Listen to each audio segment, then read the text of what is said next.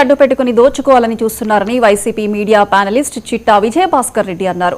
చంద్రబాబు దోచిపెట్టే పరిస్థితి మానుకొని అమరావతి రైతులకు, రాష్ట్ర ప్రజలకు న్యాయం చేయాలని కోరారు. రాష్ట్రం దివాలా తీసే పరిస్థితికి వస్తుందని ఆయన వ్యాఖ్యానించారు. రియల్ ఎస్టేట్ వ్యాపారం పేరుతో బ్రోకరేజ్ చేస్తున్నారని ఆరోపించారు. వైఎస్ జగన్ గ్రోత్ ఇంజిన్ లాంటి రాజధాని కావాలని కోరుకుంటున్నారని విజయభాస్కర్ రెడ్డి తెలిపారు.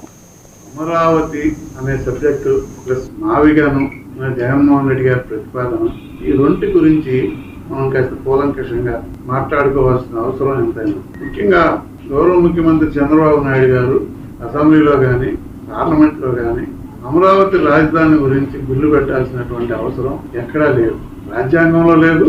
ఆయన కావాలని ఉద్దేశపూర్వకంగా జనాన్ని నమ్మించడం కోసం ఈ ప్రయత్నాలన్నీ చేస్తున్నారు.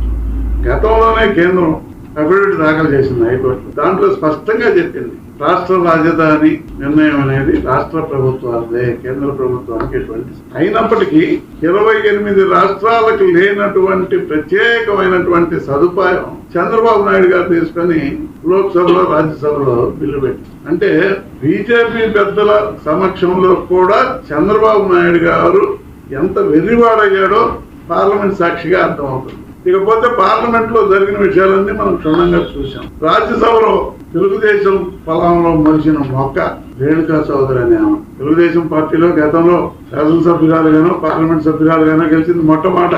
తర్వాత కాంగ్రెస్ పార్టీలోకి పోయింది ఈ చంద్రబాబు వ్యవహారాలు నచ్చకనే.